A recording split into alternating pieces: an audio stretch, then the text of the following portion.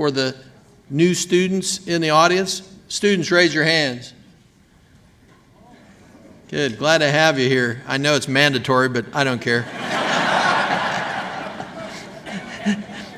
Good evening. It's great to have all of you with us again. We're proud of our evening lecture program and look forward to seeing our guests back on campus many times this year.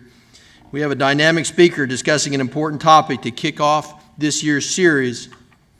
As always, we're indebted to the Naval War College Foundation for their support of tonight's presentation, which is sponsored in memory of Captain Robert N. Miller III, a War College graduate and former faculty member, through the generosity of Captain Miller's family. In 1962, Louis Simons joined the Marine Corps, serving in Paris Isle and in Camp Lejeune, you say, right? During his enlistment. He left the Corps to begin his career as a foreign correspondent in 1967 at the height of the Vietnam War. It was a dangerous time to be a war correspondent back then. He saw the war through to the end, covering the fall in quick succession of Cambodia, Laos, and Vietnam. And he's got a story to tell about that. Since then, he's reported on war, civil unrest, politics, and economics from throughout Southeast Asia, India, Pakistan, Afghanistan, covered the war in Bangladesh, Iraq and Iran, China, Japan, North Korea, and South Korea, as well as the former Soviet Union. He was a staff correspondent for the AP, Washington Post, and Knight Ridder newspapers. He won the Pulitzer Prize for international reporting for exposing the billions that the Marcos family looted from the Philippines, and he's received numerous other journalism awards.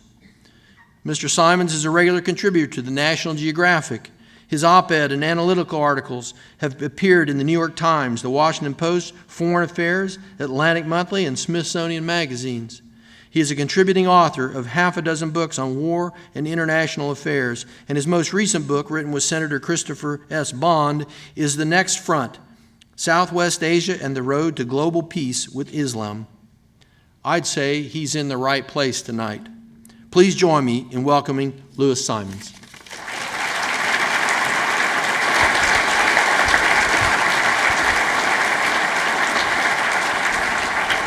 Thanks very much.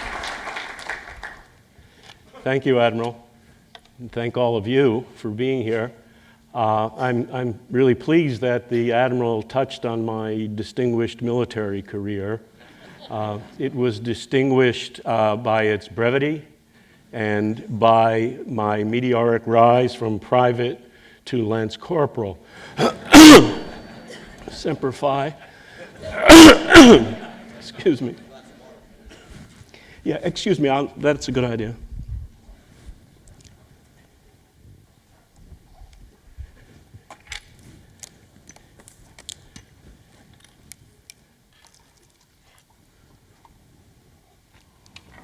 Thank you.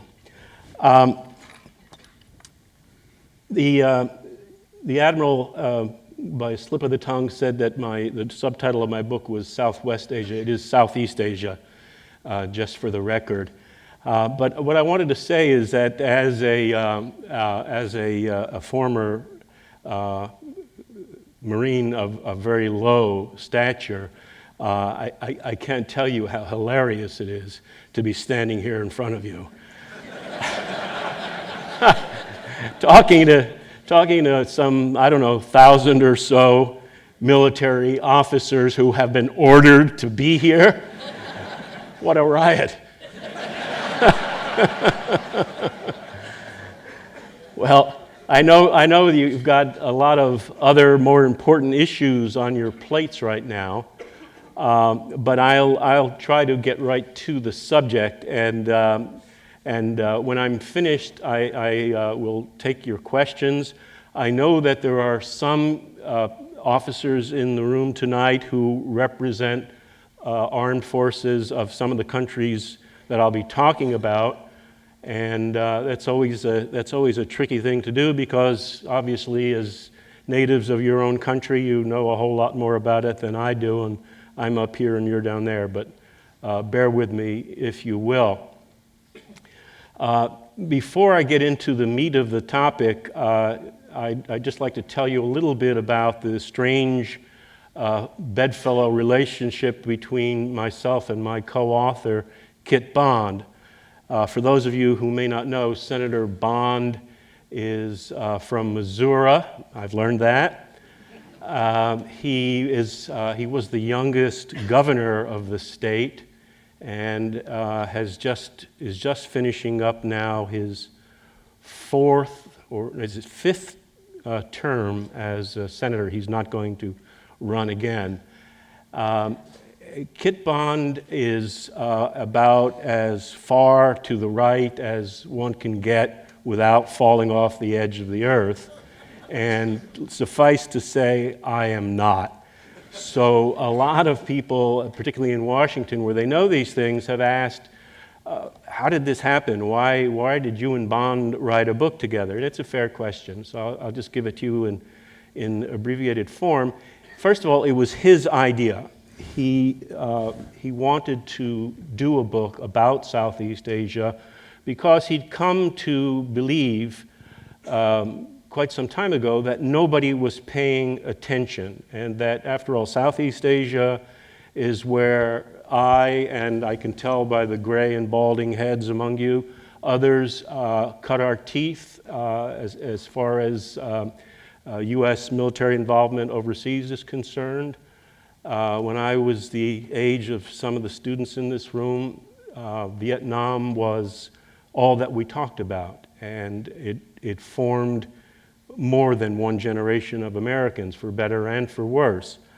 And then when it ended, it ended completely as far as the United States was concerned. We essentially walked away, not just from Vietnam, Cambodia, and Laos, but from the region.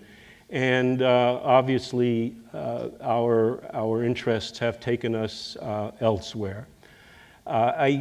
So Bond said, he got in touch with me through a mutual friend from Malaysia, actually, and asked me to come down and talk to him about doing a book on Southeast Asia. He didn't much care what it was, just as long as it was on Southeast Asia, so he could get the word out. And I said, having Googled him, I said, geez, I don't really think this is a very good idea. But he's a politician, and a pretty good one, actually. So we talked, and we finally agreed that I would go out to the region and do a little reporting. And when I came back, we'd talk again, and we'd see what the story was, and that's what happened. I spent several weeks traveling in Southeast Asia, which is an area I've lived and worked in since 1968, and know it rather well. And I came back and told him what I had found, and he acknowledged that this was going to be somewhat problematic for him, as I had anticipated, that there were things going on there and people were saying things to me that he didn't necessarily agree with.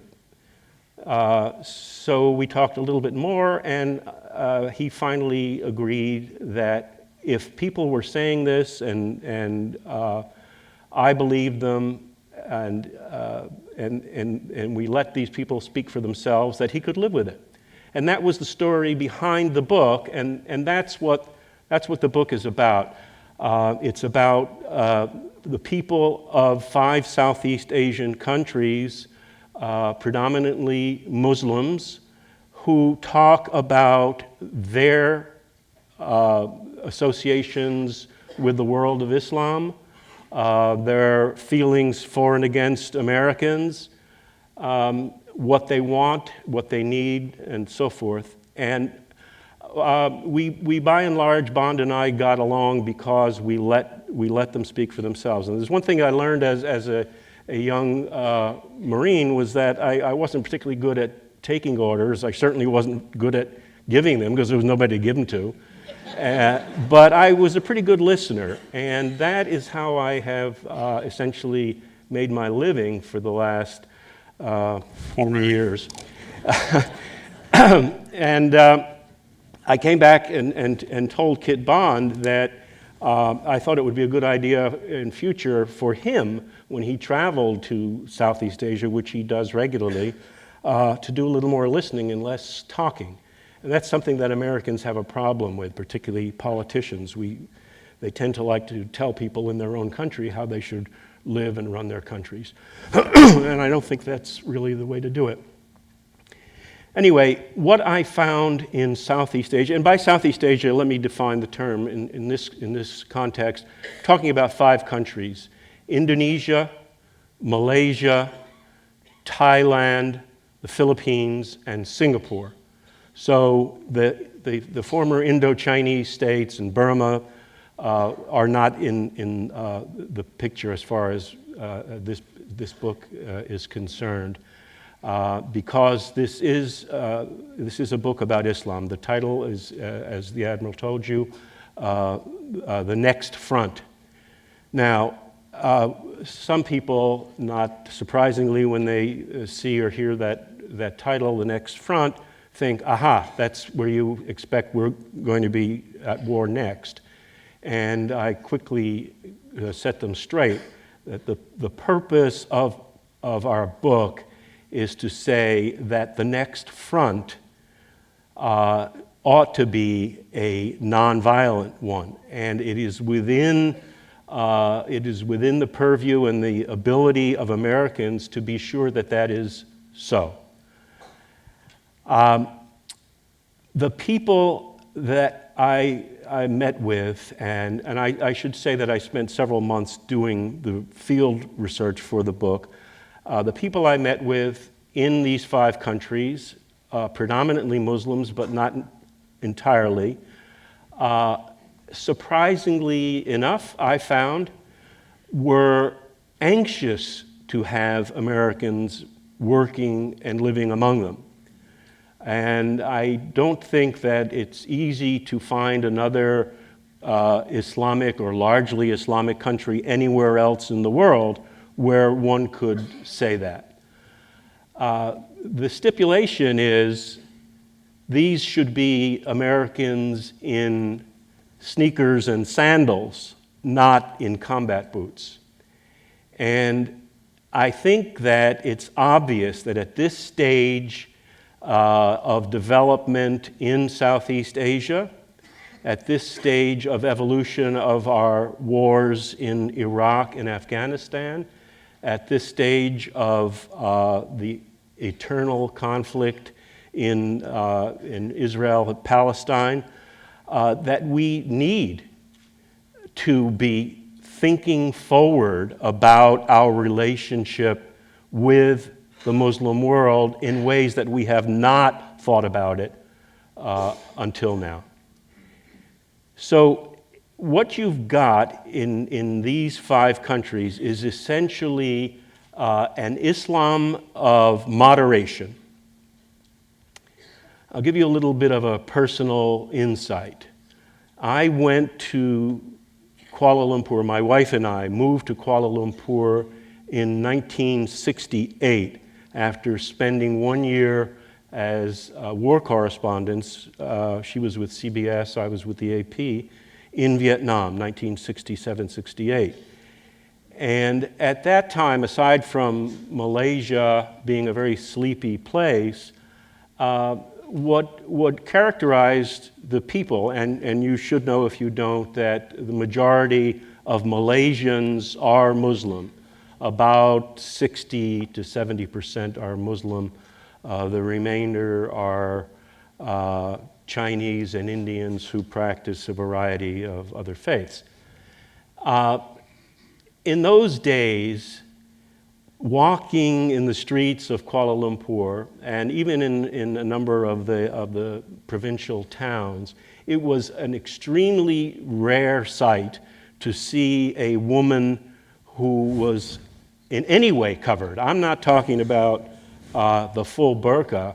I'm talking about a woman who wore anything over her Malay, traditional Malay clothing. And you should know that the sarong kabaya, as is known, is a very fetching outfit.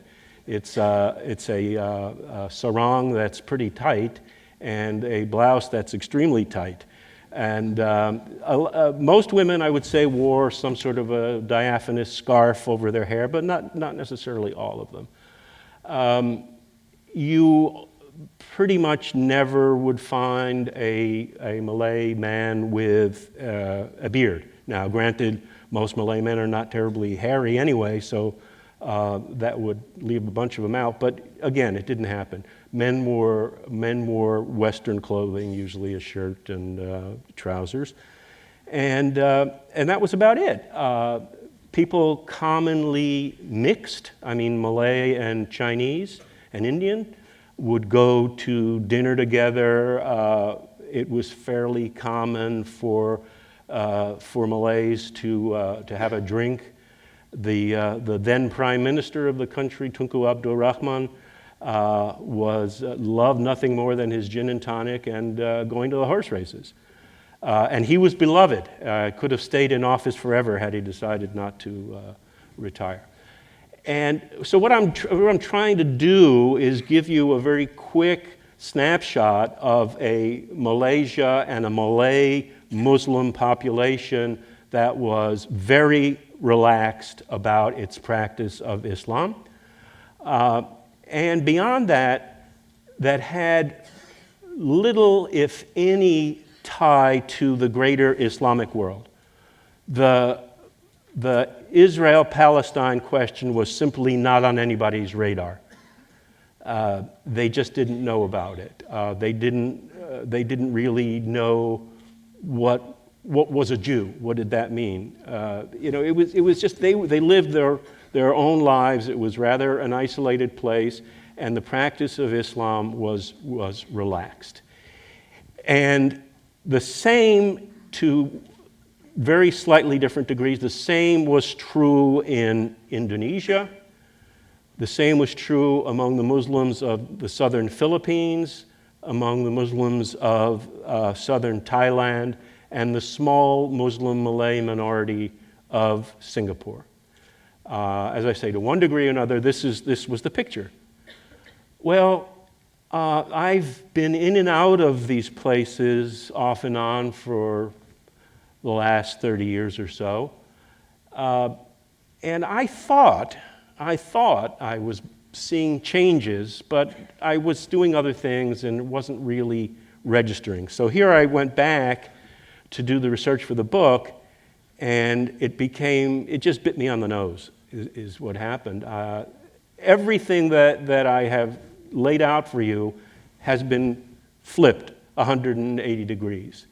And it is now commonplace for women to cover. In fact, in Malaysia, in Kuala Lumpur itself, in Jakarta, women who have not covered, women who have left their hair uncovered, women who have been thought to be wearing too much makeup, women who have been seen alone on the street or with a man other than their father, brother, or husband, have been arrested. This was unheard of, absolutely unheard of 30 years ago. And now it is happening.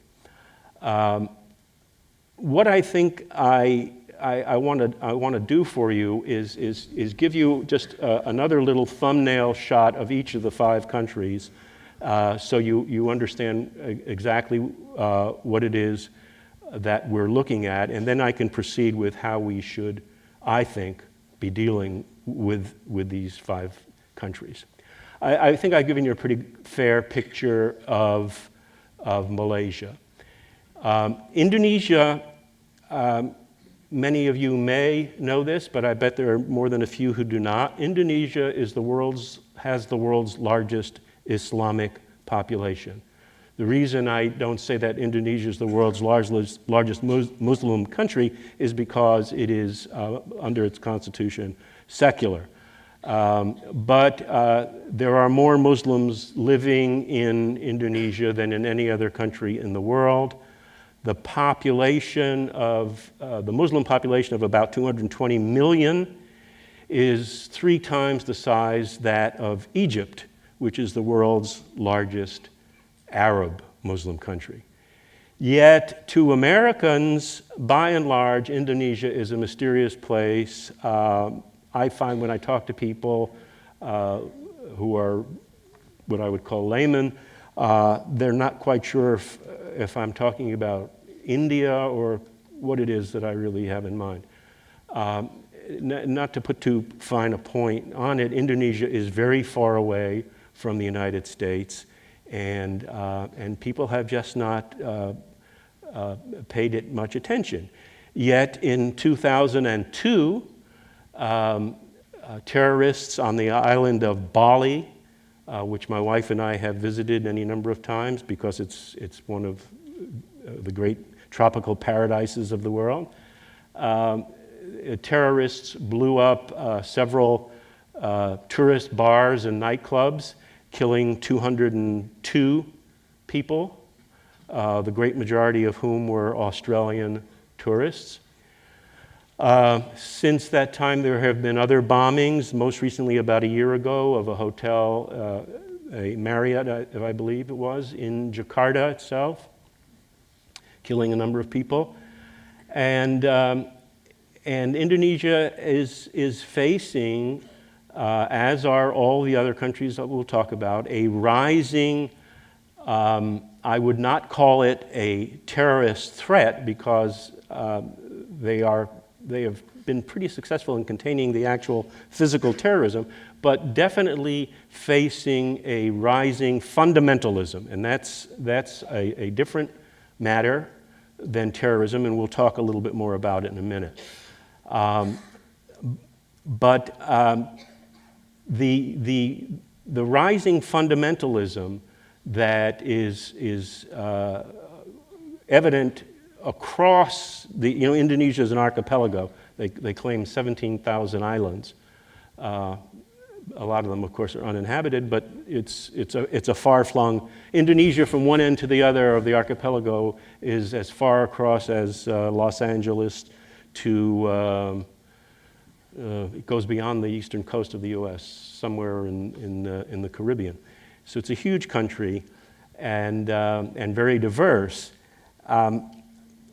But I went to places on a number of islands in Indonesia where experimental Islamic villages, as they are known, have been established now for several years and are functioning in contradiction to everything that the Indonesian constitution has to say about secular law and constitutional rule.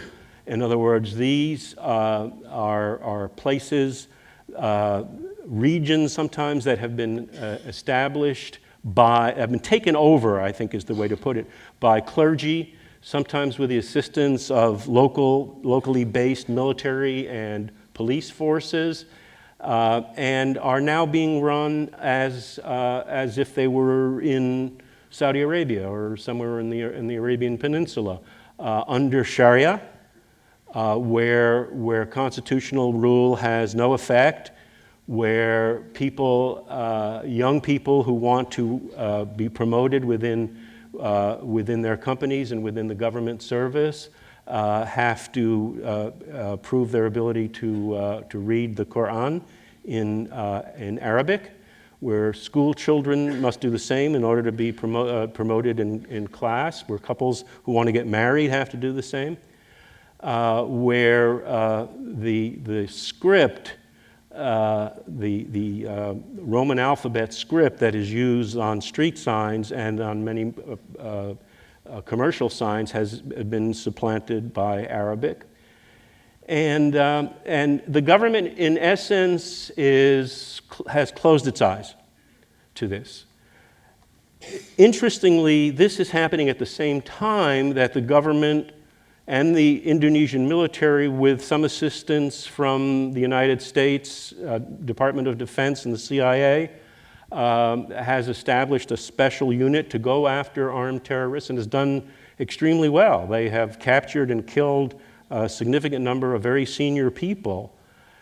Nevertheless, while paying attention to that, the government, which is headed by a former military general, President Yudhoyono, has closed his eyes to the rise of this fundamentalism And one hears from Indonesians, well, fundamentalism doesn't necessarily mean terrorism. After all, and they, turn it around, you've got lots of religious fundamentalists in your country, and they don't necessarily blow places up.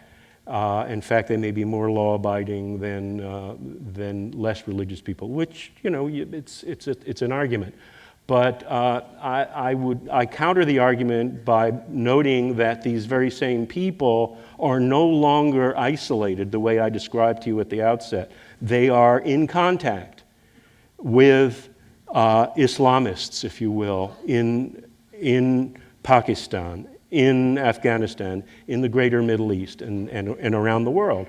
The telecommunications miracles with which we live every day have assured that this has happened and will continue to happen, and so it makes things somewhat different than if they were purely religious people living within the confines of their own country.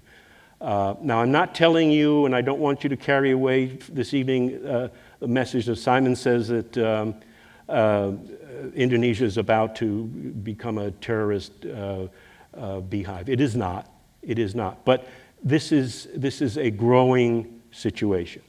Okay. The southern Philippines, anybody who knows anything about the Philippines thinks of it as being a Roman Catholic country and the only one in Southeast Asia.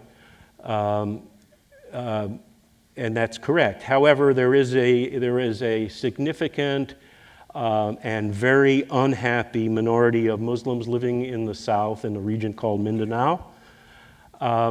They have been waging war against the central government for a century. It was for, I think, the Marcoses in their day and for other rulers, other presidents and leaders of the Philippines. It was an annoyance, but not much more. For a long period of time. Again, though, because of the interconnectedness, the new interconnectedness of Islamism, I hope I'm making myself clear with that term, meaning the extremist end of the faith.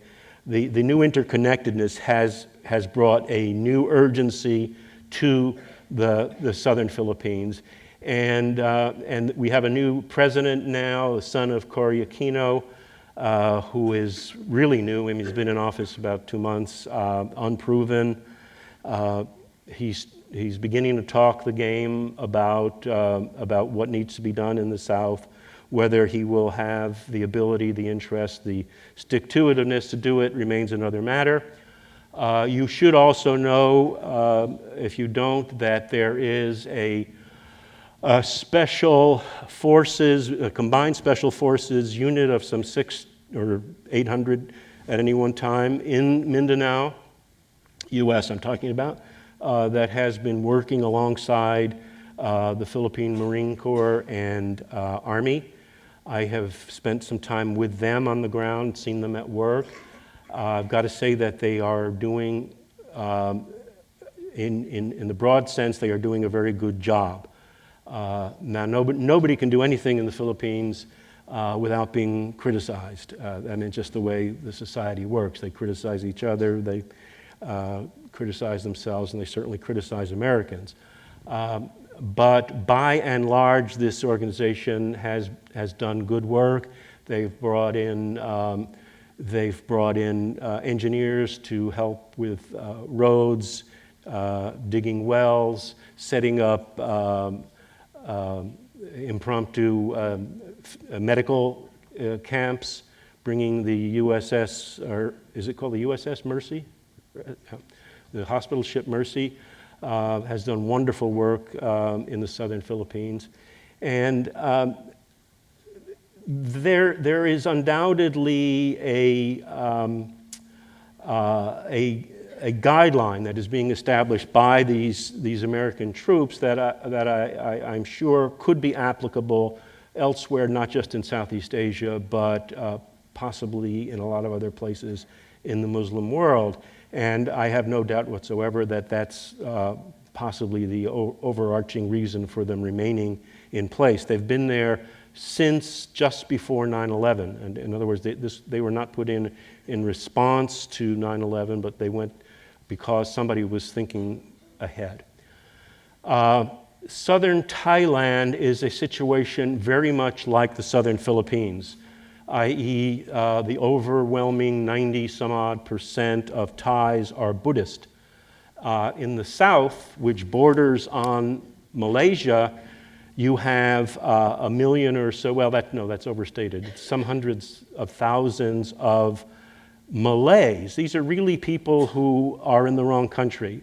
They used to live in what was under the British called Malaya before it became Malaysia, and their land essentially was traded away by Britain, which, as I say, ruled Malaya as a colony.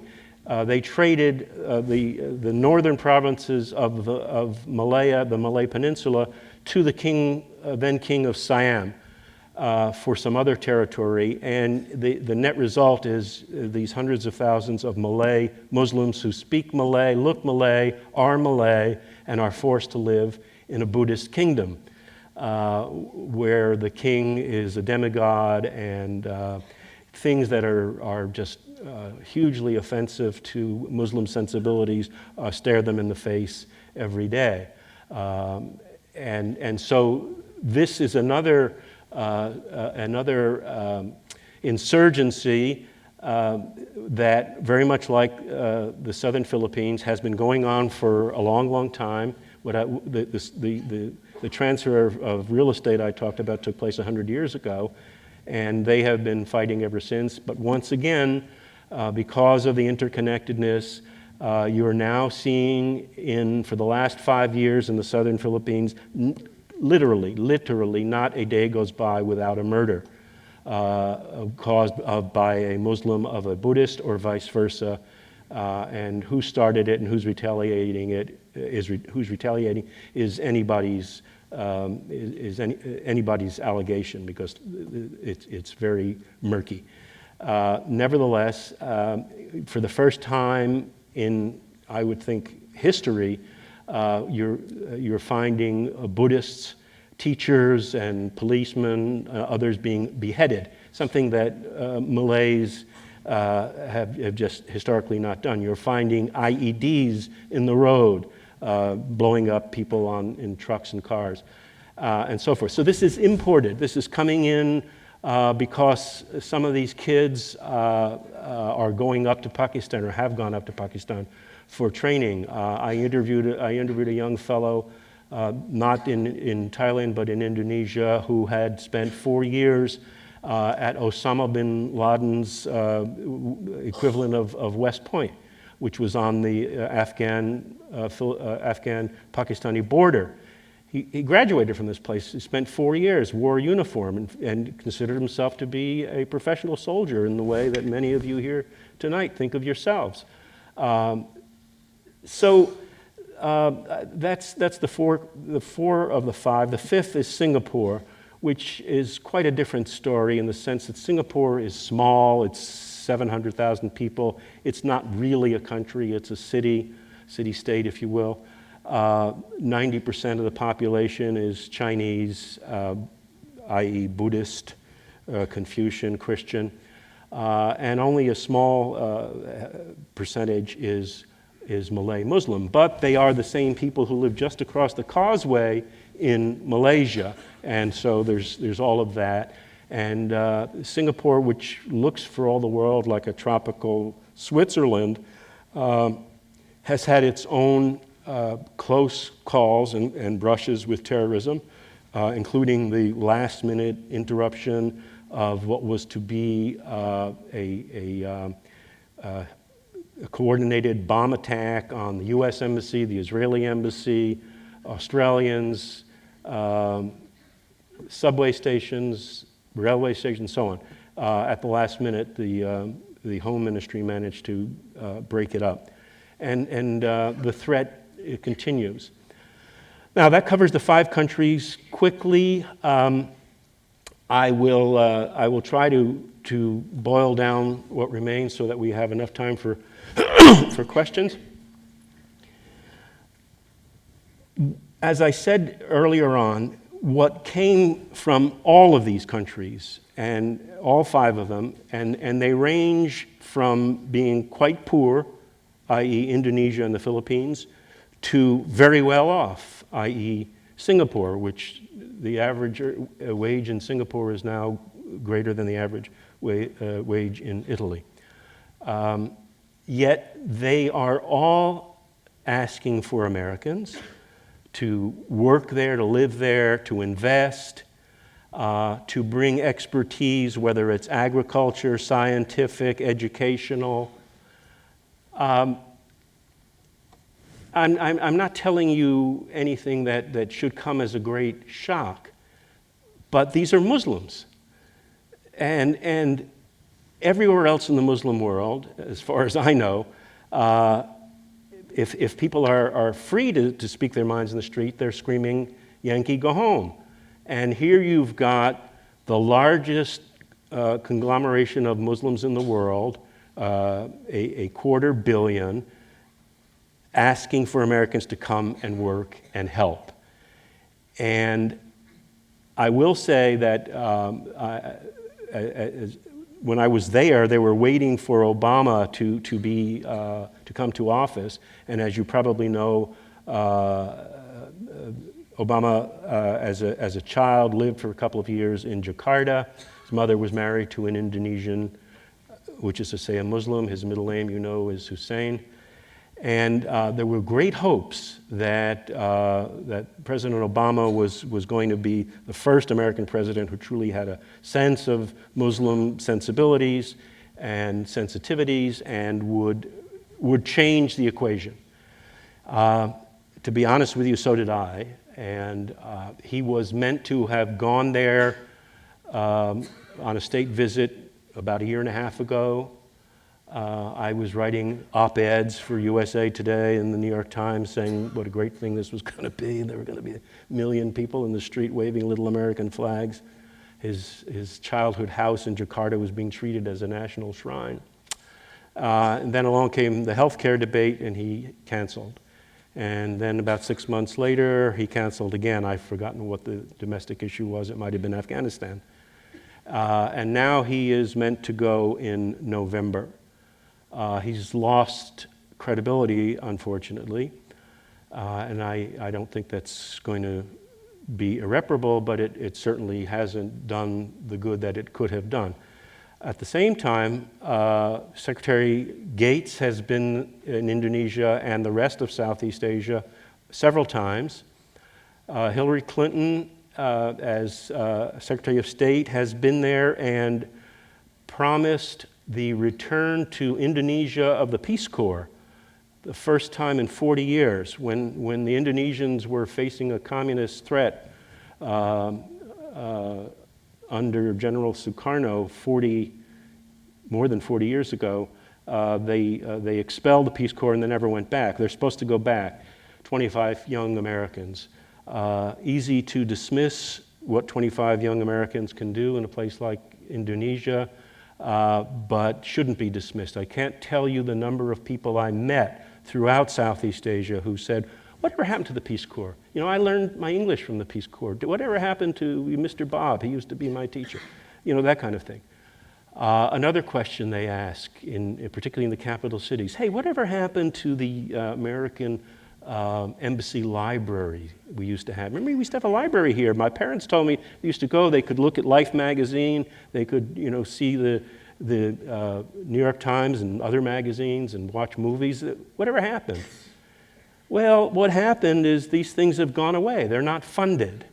The USIS, which used to operate under the USIA as an independent agency of the United States government, was incorporated into the Department of State and shrunk and hung out to dry and is a shadow of itself. So now instead of American libraries, we have what are called euphemistically American corners. And they are just that, little corners in some room in the embassy where you can you can go and maybe flip on a laptop. And that's about it. When Condoleezza Rice was Secretary of State in the Bush administration, she promised that she was going to break up the Fortress Americas that were the U.S. embassies in so many developing countries and take down the barbed wire, take away the barriers, send more young Foreign Service officers out into the boonies where they would run small consulates. They would all be language speakers and be able to communicate at the grassroots level and so on and so on and so on, and it didn't happen. And every time I go back to Indonesia or the Philippines or wherever I'm going, the embassy is more and more of an eyesore and a forbidding place. I know we can all argue about the risk and so forth. It's all very true. But as long as it continues, as long as we present that kind of a face to not just to Muslims, of course, but to the world, and these embassies do not do what they were intended to do.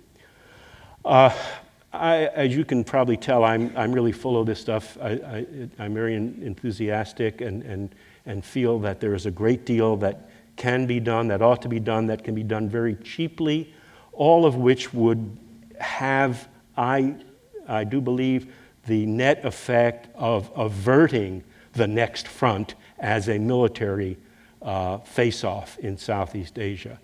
And furthermore, it would offer us the additional advantage of doing well with a large number of Muslims who in turn communicate with the rest of their co-religionists around the world. It can't hurt. It's cheap. We ought to be doing it. Thank you.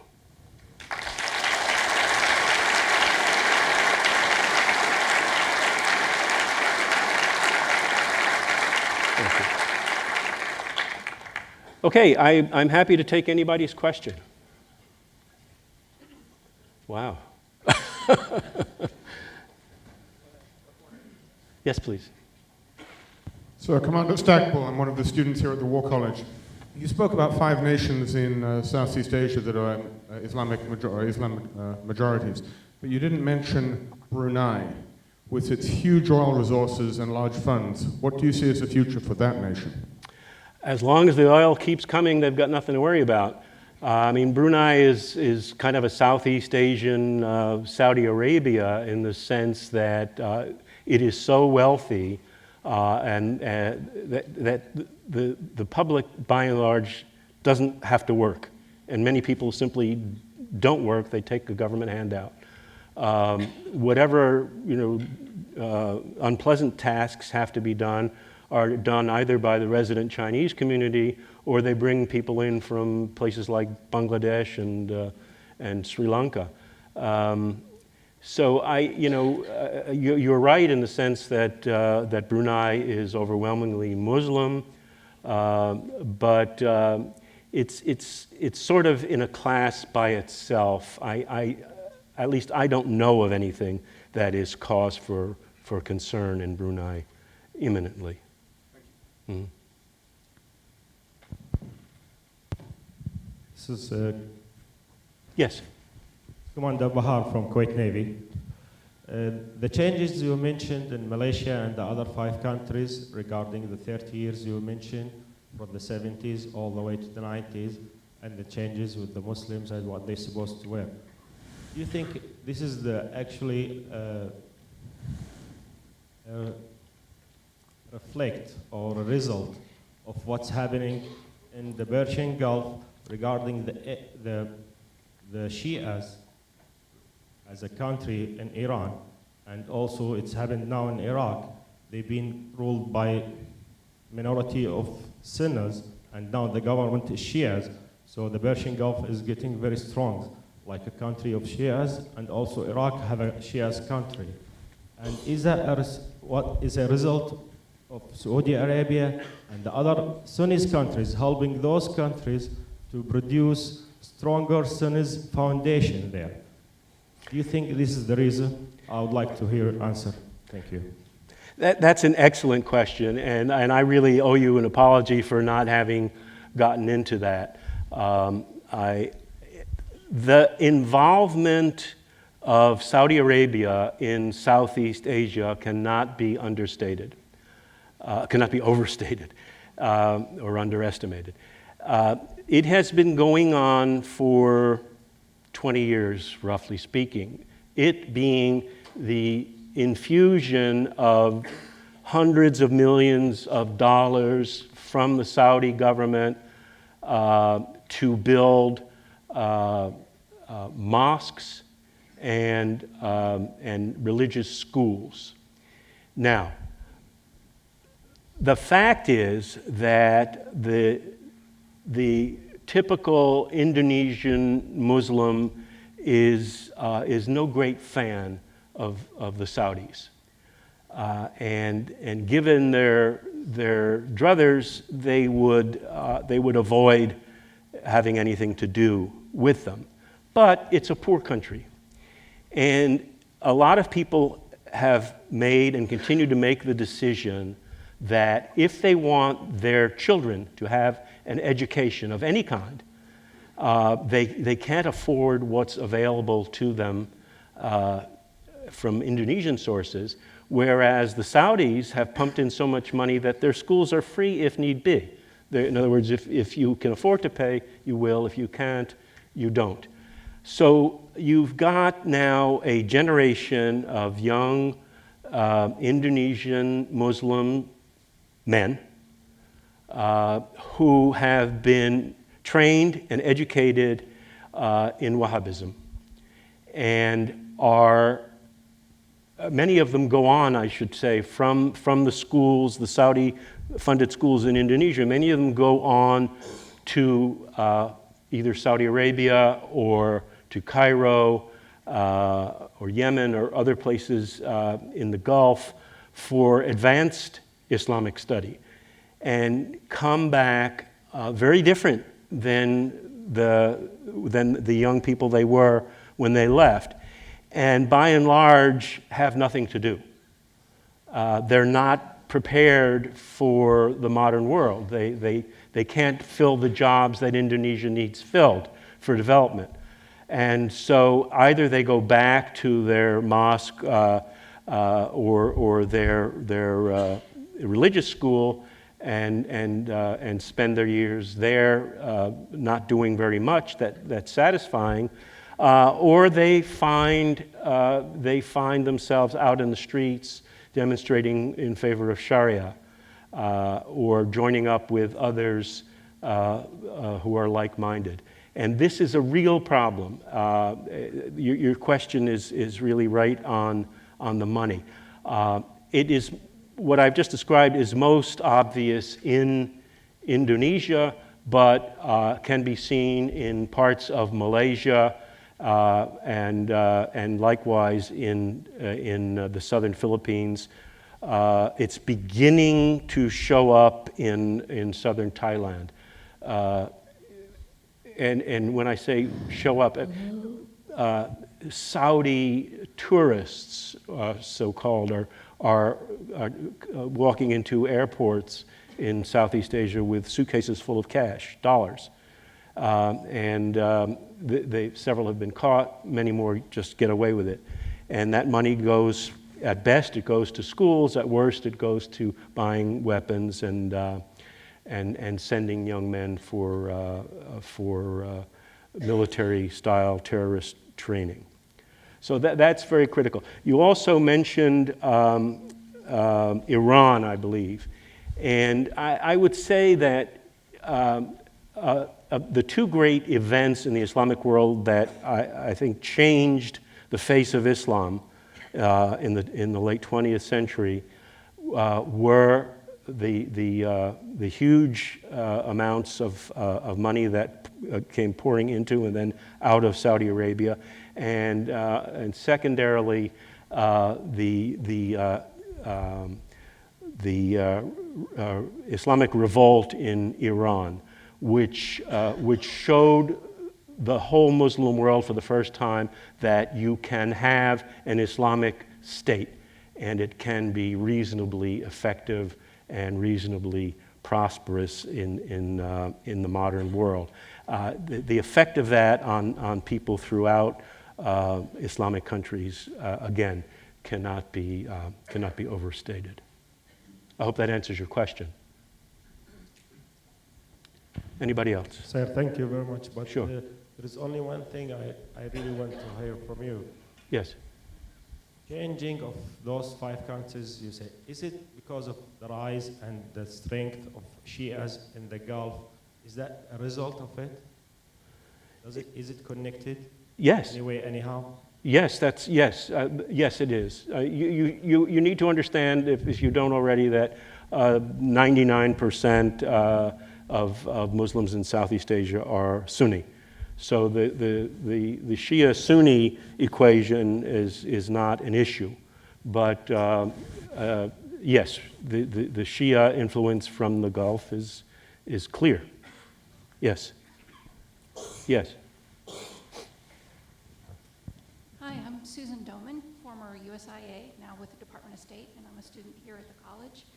I don't see things getting any better for the public affairs part of state, and now I see USAID kind of going the way of USIA, and I don't see much hope on the domestic front in changing that situation.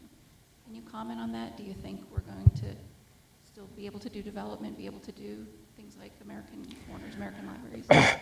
Well, you've just reinforced my own pessimism. Would you like to come up here? No, I agree with you. I mean, I think it's a bad situation that will get worse. I mean, I suppose I'm in front of the wrong audience to say this, but you know, the money is going to defense. It's going to the military, and you are being tasked now with the work that ought to be done by AID, that ought to be done by information people. I mean, I can't imagine what it must be like to be a young Marine in Afghanistan, and you know, trying to talk to a tribal elder about you know, digging a well or building a school. It's not what you're supposed to be doing. It's not what you're built for, and I don't see it getting any better. I think it's going to get worse. I had the experience a week or so ago of taking 4 recently retired USIA or USIS field people from Southeast Asia to see bond about just what we're discussing now, and could he help influence a renewed separation of the agency from state. And you know, he said no. You know, frankly, his term is almost up, but he said it's just not going to happen. You can't raise interest in the Congress for that. So I think it's bad and getting worse. Sorry. Yes. So you're saying that we should use soft power instead of men of boots in Southeast Asia because of the fact that if do send combat troops there, that terrorism will have an excuse to launch sort of a jihad against us like in Afghanistan and Iraq. I am saying that exactly.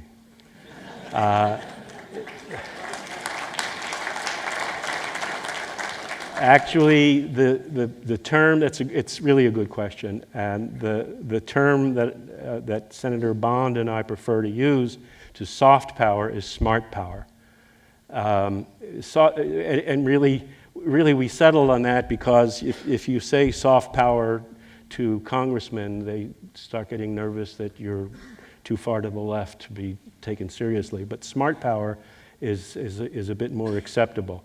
And yes, you know, I've been wondering all evening if I should open up this can of worms, and I will.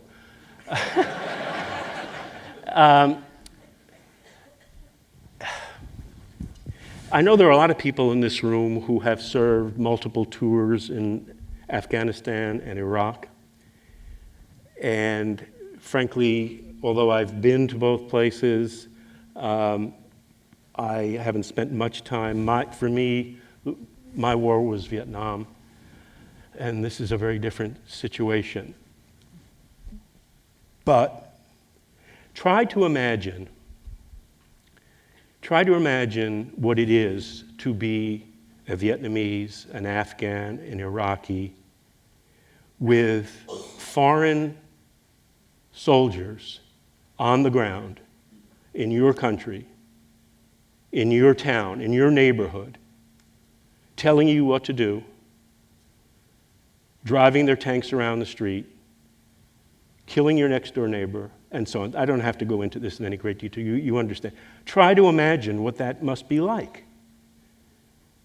Now, I know you all think of this, you face it, you deal with it on a daily basis, and you can argue against it, and many of your arguments will be strong and good, and come from the right place in your hearts and souls. But just try to imagine that.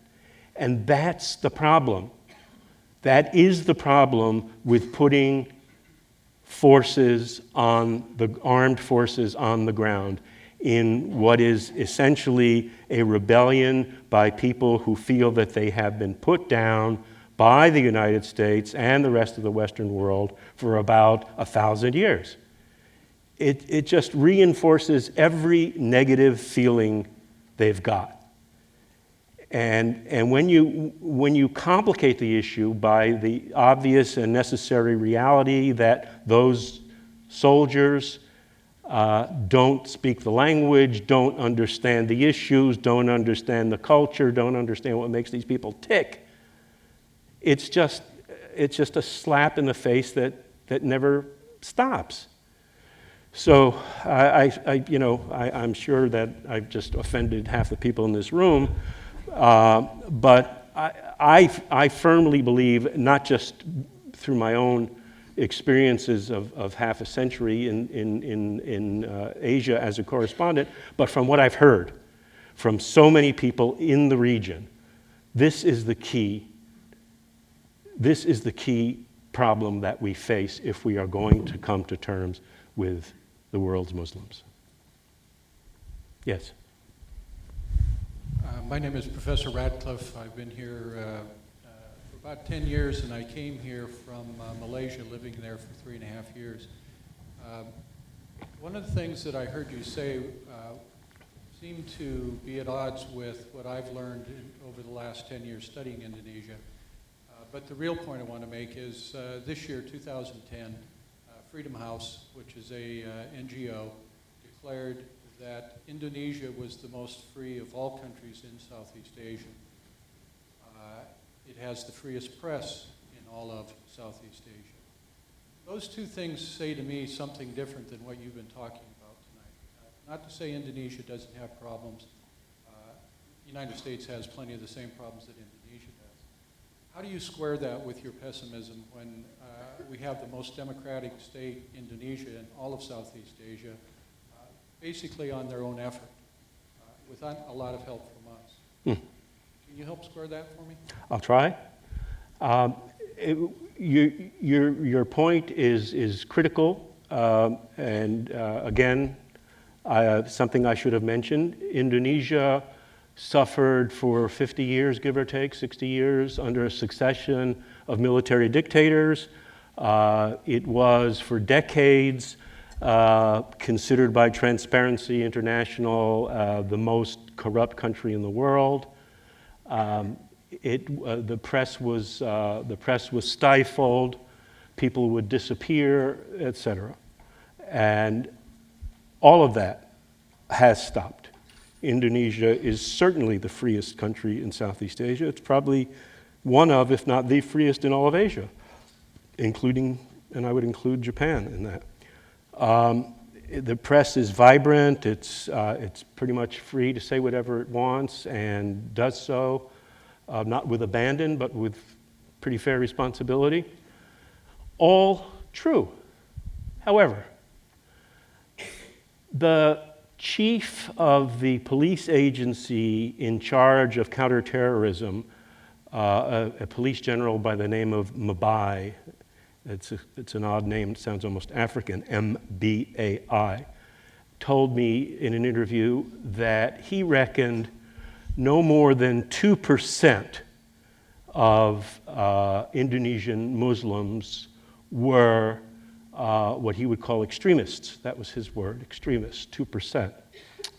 Well, at first blush, you say, well, 2%, it's not a big deal. We can live with that. What is 2% of 220 million? It's a big number. So, and then they're stretched out, as you know, over 17,000 islands, 5,000 miles in length. Government control is essentially non-existent in many of these places. And as I told you, I have visited several of these so-called Islamic villages, which are little pockets of Saudi Arabia plunked down in the middle of the jungle, or rice paddies or coconut groves. And the government is not dealing with them. Now, in a way, the very democracy that we're discussing is behind this. The president, despite being a military man for most of his life, is rather timid about taking these things on, because he's worried that in a democracy, if he doesn't let these people have their voice, he is going to be facing, he already faces quite often vocal demonstrations and sometimes violent demonstrations in the streets. He worries that it will, by cracking down on any of these illegal communities, he will unleash the forces of terrorism within the country. So, I mean, it sounds as though, it should sound to us, well, they're a democracy, they did it themselves, they wanted to be democratic, and they are, by God, let's congratulate them. Indeed, let's congratulate them. But they do have this problem, and it is likely to expand under democracy, whereas under Suharto, where he could squeeze any place at any time he wanted, he would have gotten rid of it. All of this has happened since Suharto's overthrow. So you've got the two existing side by side. Yeah, chances are the majority will win, and in the end, these little pockets will dry up and go away. But they may not. They may not, and particularly if they continue to have interactivity with more radical Islamists elsewhere in the world. Yes.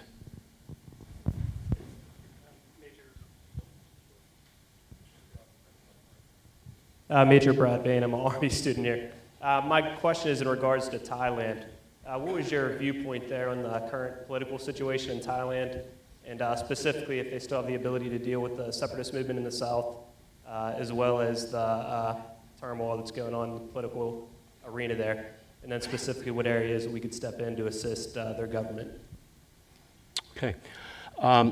Interestingly, I'm going back to Thailand in about 2 weeks for a couple of months. I'm working on a big piece for the National Geographic magazine on the future of Thailand. We're looking, in my judgment, we're looking at 3 key issues that will determine the future. The first and foremost, I guess, you'd have to say, is this red shirt, yellow shirt conflict that I'm sure many of us have read about in the press in the last 2 months or so. It is now restrained by martial law in a number of provinces, but they brought out 100,000 people last weekend and demonstrated in Bangkok again, nonviolently. It's being repressed. It'll come back, and this, for those who don't know, it's a very complicated issue, but as best I can define it for you in a nutshell, it is a matter of the The have-nots, i.e. 80% of the population of Thailand, waking up and discovering that they have gotten the short end of the stick for the last millennium or so, and by God, they're not going to take it anymore. This is what's going on, and they are facing the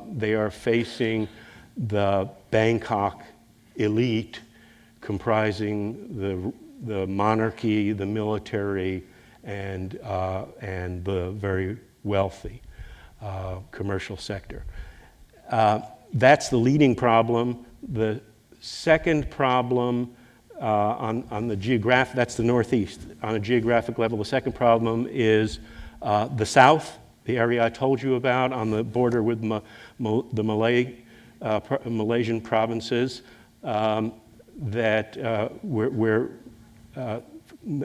going on 5,000 people have been killed in the last 5 years, and without the military having figured, or the civilian government figured out what to do about it. And that will only increase and get worse, particularly if things get worse between the red shirts and yellow shirts. You can envision almost a pincers from the south and the northeast on the capital. And thirdly is what is in Thailand unspeakable, and that is the future of the monarchy. I don't know if there are any Thai officers in the room, but this is an issue that Thais themselves cannot and will not discuss in public, and are even afraid to do so in private, because Thailand has extremely harsh lèse-majesté laws. People go to jail, and it's a bad situation. So they don't discuss it. But the king, who has been a wonderful king and a ruler for 60 some odd years, is now in his 80s. He's quite ill and is likely to die anytime. He will almost certainly be succeeded by his son, the Crown Prince, who in Thai is known as a no-goodnik. I mean, this is really a bad guy who lacks respect and ability. So you've got these three forces all cooking at the same time, and I would say to you that the future of Thailand is very much up in the air and dubious, which is why I'm going in another couple of weeks. Yes. Have we exhausted your curiosity? Yes. Hi, sir. Commander Overcash. It's no secret that the Chinese are moving into Southeast Asia due to the power vacuum that you discussed earlier. Just wondering if you could discuss what you've observed and what are the implications of that. Very good point. The Chinese, for 1,000 years, give or take, everything in Asia is 1,000 years or more, right? People have long memories. The Chinese in China and the expatriates, the overseas Chinese living among the indigenous populations of Southeast Asia, have been hated, loathed, despised, and not liked very much for all of history. Now, for the first time ever, Chinese are coming down from the mainland, deep pockets, full of cash, and waging, in addition to investing, waging very restrained smart power in Southeast Asia. And it is paying off enormously. Give you just one little idea of how things have changed. In my day of living in Southeast Asia, Indonesians would stage bloodbaths against the Chinese every few years. I mean bloodbaths, and the same was true in Malaysia. I lived through that one. in 1969. The hatred is hard to describe. Now, all of a sudden, last year, President Yudhoyono of Indonesia announced Chinese New Year is now an official Indonesian holiday. That's enough to get your attention. And the Chinese are really they're doing whatever we cannot do or will not do because we're tied down in Afghanistan and Iraq. So they're capitalizing on our inability, and it is doing them a world of good. You will have read in the last couple of weeks, I know, about Chinese conflicts in the waters off of the Asian mainland, and there's potential for lots more.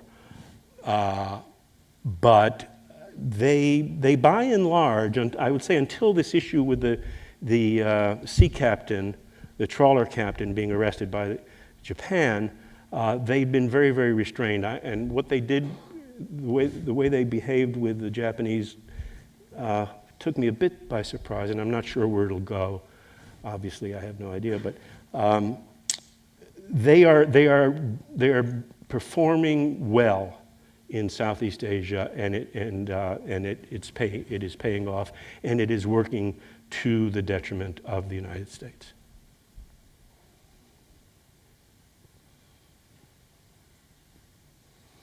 I'm done if you're done. Thank you.